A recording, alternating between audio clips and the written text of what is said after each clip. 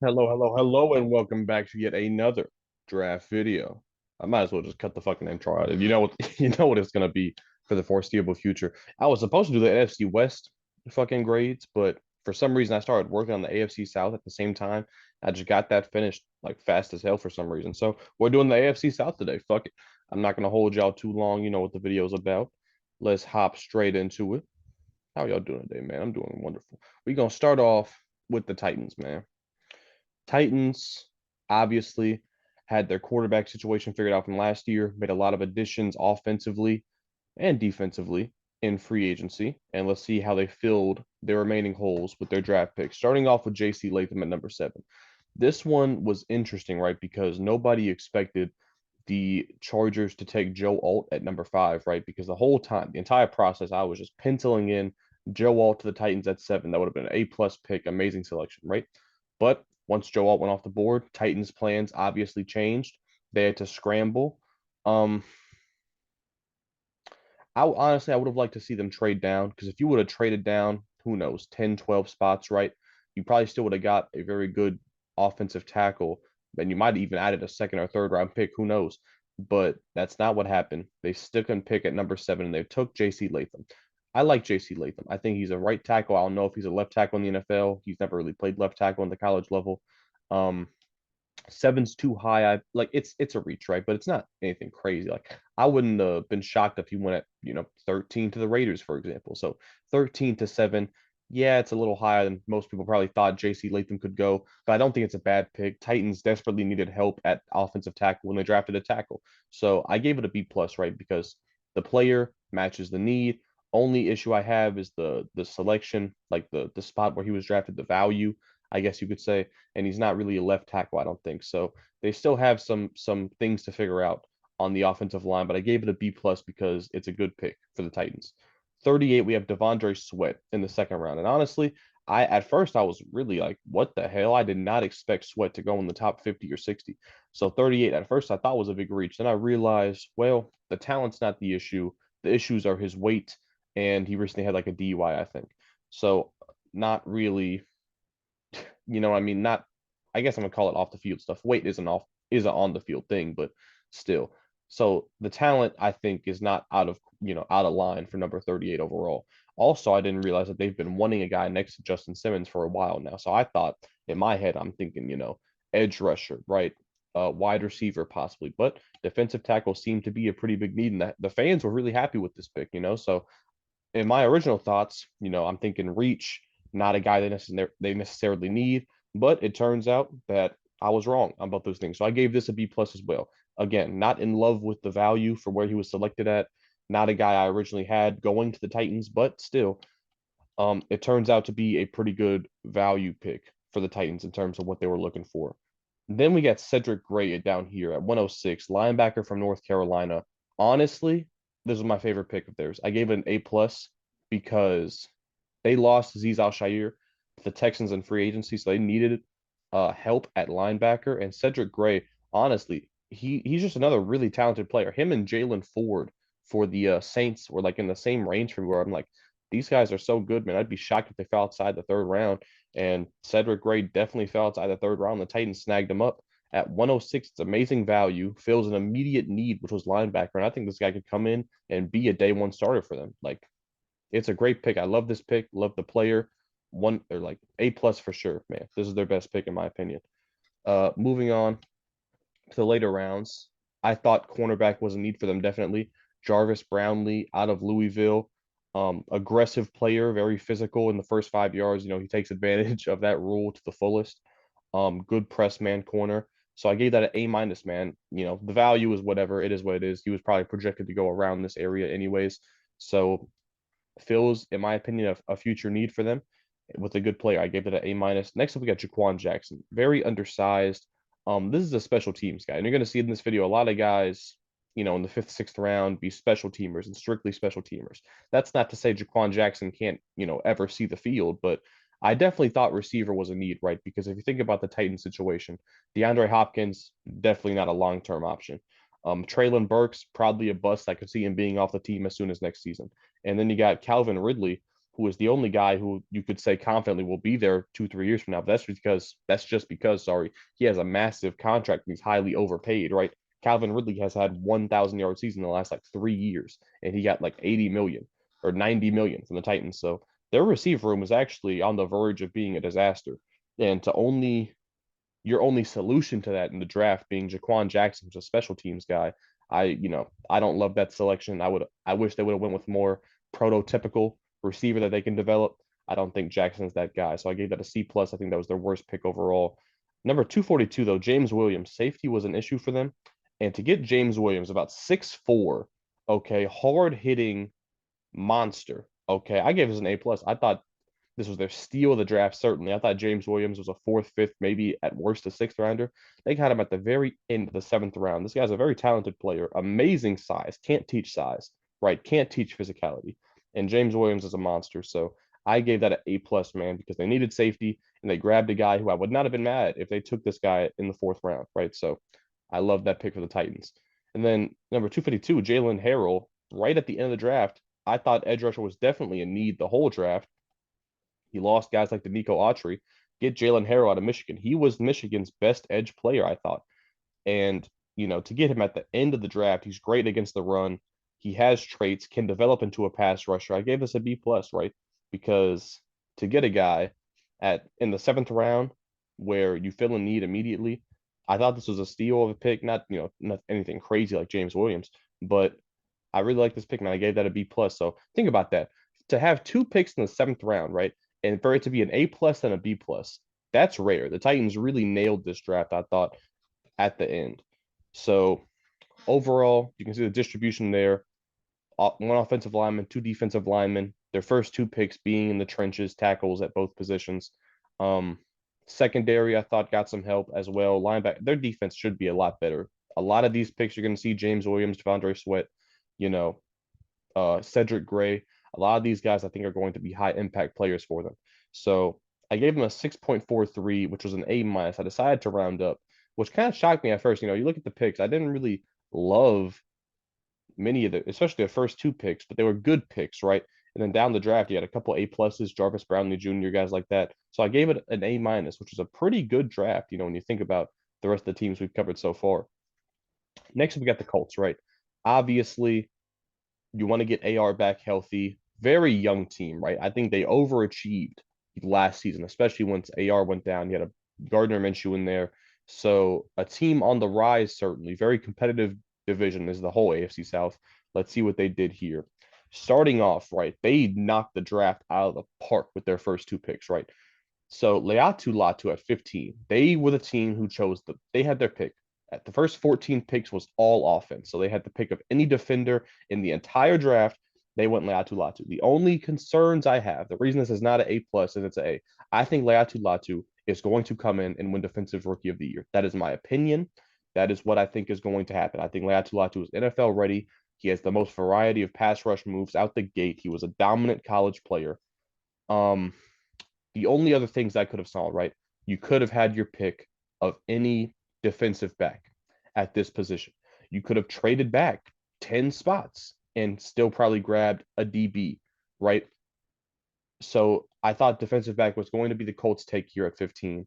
And also Dallas Turner was on the board. I'm not mad at anyone choosing Latu Latu over Dallas Turner, but I think Dallas Turner also has a higher ceiling. So the only reason is an A and not an A plus is because there were other guys who I could make an argument for. So there's room for doubt, right?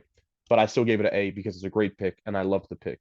Next, we got A.D. Mitchell, who fell far. A.D. Mitchell fell like 20 plus picks, definitely.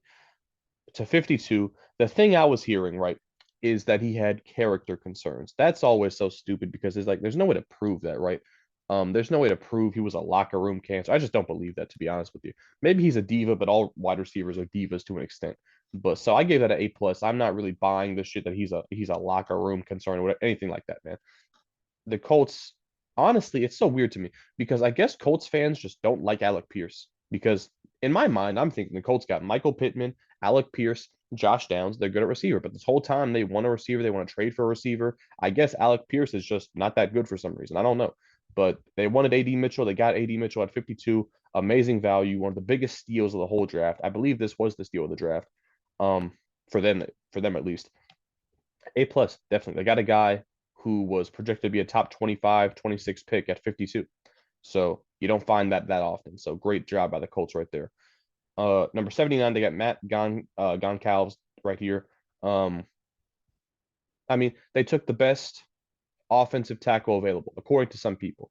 So I can't fault that, right? If you want to protect AR, you did a good job with this pick right here. I gave it a B plus, right?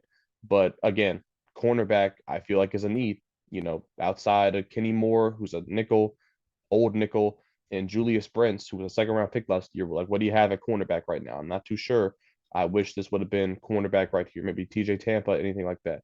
Number 117, Tanner Bortolini. Respectfully, with a name like that, this guy's going to be a Hall of Famer. But interior offensive line help, definitely not what the Colts needed, right? So this is not my favorite pick, right? You double down on offensive line, especially when you need cornerback, and you take a guy that's not even where you need help with on the offensive line the most. So I didn't love this pick. I only gave it a B minus. I'm not going to fault a team with a young quarterback drafting offensive line help, but when you need other things more, it becomes a bit of an issue.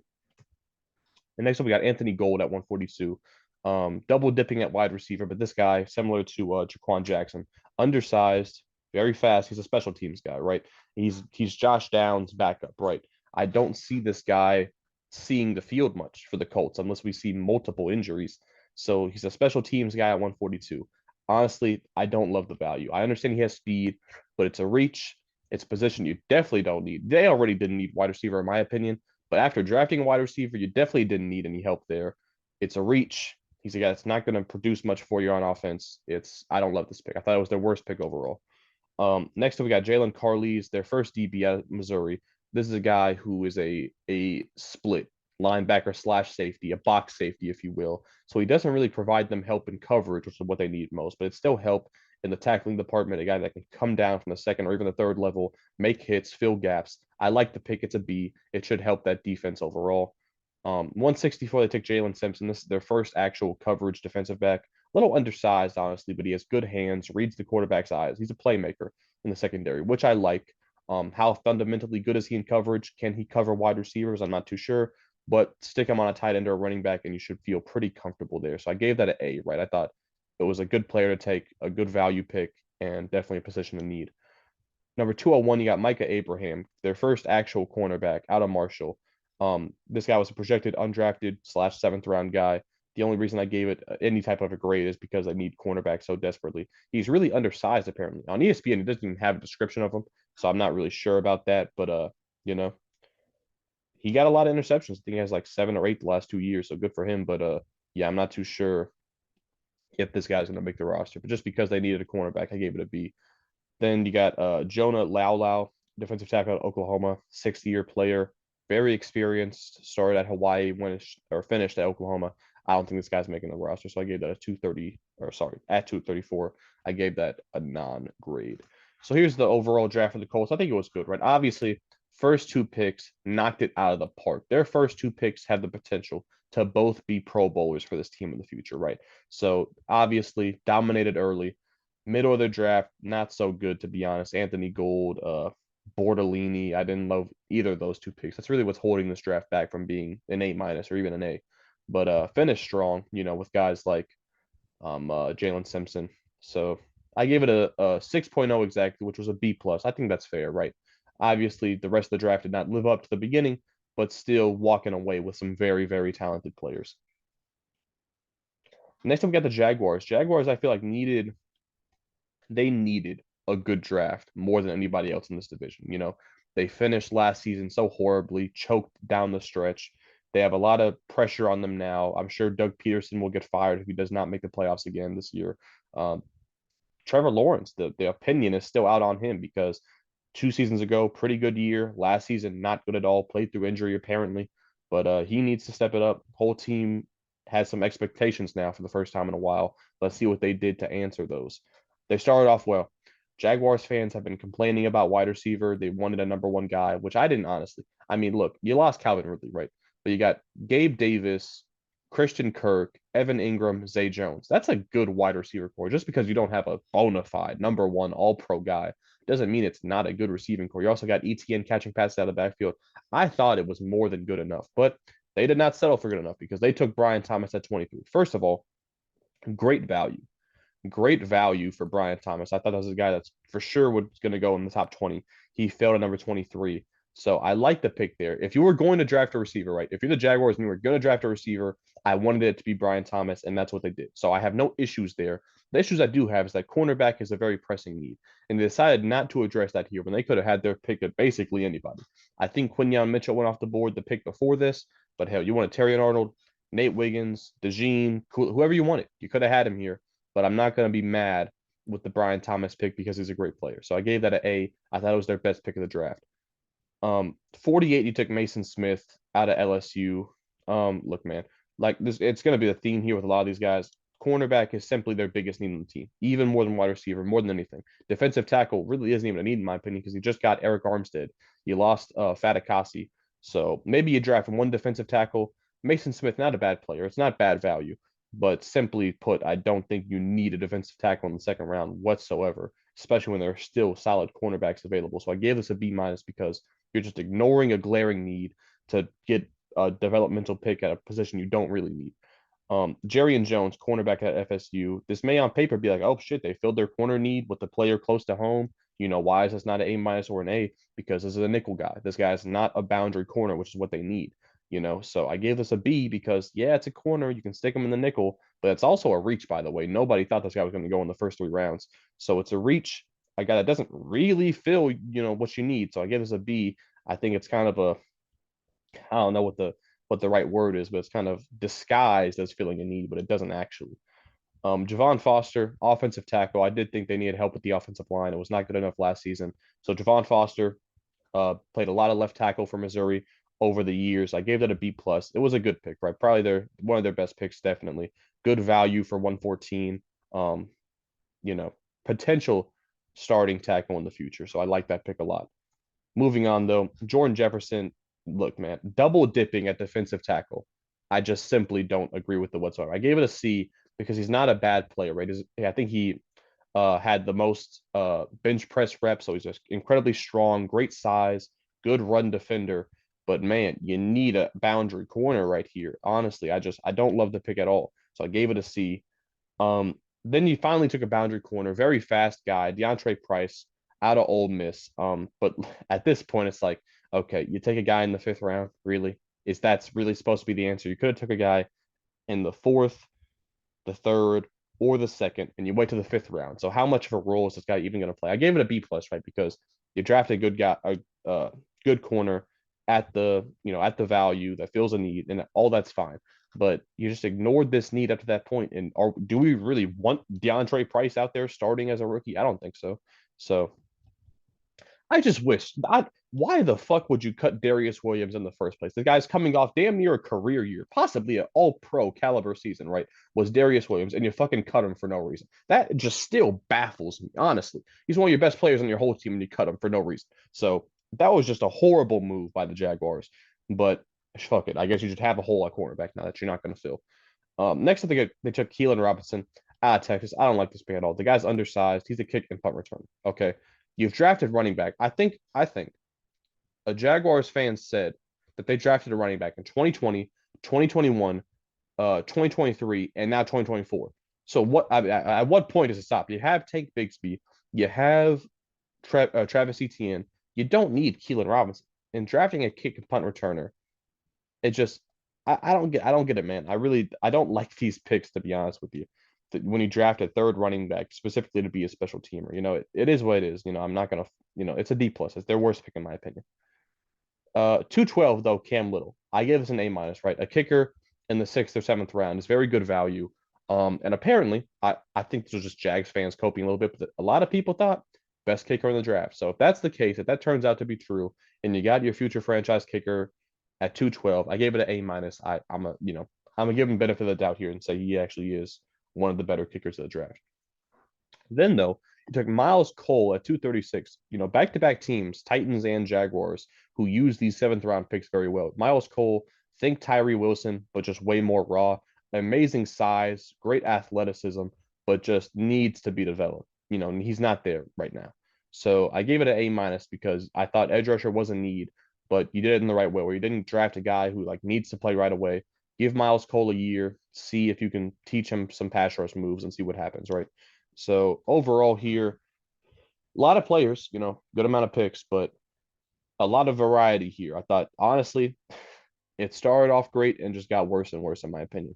It finished up at a 5.5, which honestly I think is the worst draft besides the Falcons. So take that for what you will. It's one of the lowest grades we've seen so far, and Jaguars definitely did not have the best draft in this division. Moving on to the Texans, obviously, their rebuild is going incredibly well. They slaughtered the draft last season. They slaughtered the offseason. They're doing everything right now. And did they continue in the draft? Absolutely. Look at this fucking board right here. Um, man, where do I even start? So Kamari Lassiter, right? It sucks so much because fucking Kool-Aid and DeJean went right before the Texans picked, right? Makes you wonder, should they really have traded back in the first place? I don't know. But they got the best cornerback available at 42. I gave that an A because, other guys were still on the board, Braden Fiskey. It wasn't like an impressive pick, right? You took the most impressive, or sorry, you took the best DB on the board. It was kind of a predictable pick. I'm sure a lot of people had Kamari Lassiter here. I'm sure I predicted that at least once in my mock drafts. Um, so it's an A, good pick by the Texans, right? Filled a need with a good player. Blake Fisher at 59, offensive tackle at Notre Dame. This is an interesting one. The best interior offensive linemen were still on the board here, in my opinion. Blake Fisher, he can play at guard, possibly, but I think the goal is to maybe keep him at tackle. By the way, teammate of other Texans offensive lineman, Jarrett Patterson, the center. So I think maybe you want to play Blake Fisher at tackle and move Titus Howard inside. I'm not really sure there, but you could have went with guys like Christian Hayes right here, who a lot of people thought was the best interior offensive lineman in general.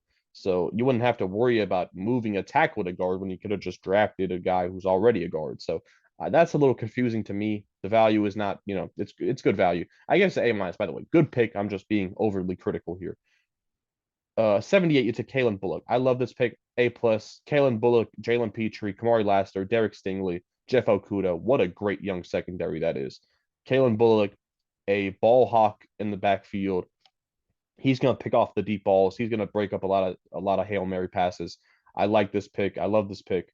Kalen Bullock in the third round, amazing value. I gave it an A+. So probably the best pick by the Texans here. Next up, we got Cade Stover, tight end out of Ohio State. At first I'm thinking, they just re-signed Dalton Schultz. I don't know. But think about it like this. Cade Stover, great value. This is a guy that was projected to go in the third round, fell to the fourth, and also has an instant connection, former teammate with CJ Stroud. He's going to love that. So two tight end sets, you now have a lot of options. And Cade Stover, I feel like this guy is going to catch a lot of touchdowns, to be honest with you, for the Texans. A lot of short red zone situations, goal line situations. Watch out for Cade Stover to make an immediate impact as a backup tight end rookie. So I love that pick. I gave it an A. I love it when you reunite college teammates. They did that with Blake Fisher. They did that with Cade Stover. So what a set of picks right here. For not having a first rounder, look at what they did with these first four picks. That is very impressive. Next up, I don't like this pick. Jamal Hill, like they waited a while, right? From 123 to 188. That's a long time to wait for your next pick. Jamal Hill is a very undersized linebacker. He's more of a safety, but he's not really fast or fluid enough to be a safety. So we're looking at a special teams guy right here at 188. And Texans fans, by the way, really wanted interior defensive line help, right? So that doesn't help either. Yeah, I gave this a D+. This is the worst pick, right? To draft a purely special teams guy who really doesn't have much upside as a defender, I question that a little bit. 205, Jawar Jordan. Very similar situation to Keelan Robinson for the Jaguars, except this has a little more merit, I'd say, because I think Dameon Pierce is probably going to see his way out the door pretty soon. He just doesn't fit with what the Texans are looking to do in the run game. So Jawar Jordan, I think, does have the potential actually to become their running back too, maybe a year from now, unlike Keelan Robinson. But Jawar Jordan also going to be a guy who starts out on special teams, and maybe if a guy gets injured, Joe Mixon is known to not play every game, so I think he could actually see a bit more action than a guy like Keelan Robinson. Solomon Byrd, edge rusher out of USC. This is a guy that has the upside because he plays with a lot of effort, a lot of heart. Doesn't have all the measurables necessarily, but you see him pop on tape because he makes a lot of plays strictly through grit and determination. So I gave that a B. I gave George Jordan a B. Marcus Harris here was a pretty big steal. I guess their steal of the draft actually, because he was a projected fifth or sixth round pick, fell to the very end of the draft, and they needed, guess what, interior defensive line help, like I said. So to get a guy like that in the seventh round, near the very end of the draft, I gave that an A because it's a steal actually. Fills a need with a good player, and he might make the roster day one and actually be a rotational D lineman for them. So that's great value for the seventh round. Also played a great season last year at Auburn. Um, then with their very, very last pick, Ladarius Henderson, offensive tackle from Michigan. I don't think the guy's going to make the roster. You already drafted Blake Fisher. You got Titus Howard, Laramie Tunzel. I don't think Henderson's going to make the team. So here's the overall grade. You know, guys like Jamal Hill really holding the draft back overall, but also not having a first round pick. It's a great draft, man. Honestly, man, Texans have consistently been doing their thing. Great drafts, great off seasons. It's hard to criticize anything they're doing right now. So I gave them a B plus. I decided not to round up because honestly, outside of Lassiter and Kalen Bullock, I don't know how many of the other guys are going to contribute right away. Cade Stover certainly can, as they're tight end too. Maybe number one if Dalton Schultz gets hurt. So I like the draft overall, man. And here's how it stacks up in the entire AFC South: Titans number one, Texans number two, Colts number three, and the Jaguars falling a little bit behind. Honestly, outside their first pick, I really didn't like much of anything that the Jaguars did in the draft. So that's going to be it for this video, man. Leave a like if you enjoyed. Guarantee you NFC West is coming out tomorrow. So thanks for watching, man. Like I said, leave a like if you enjoyed, and I'll see you on the next one. Peace.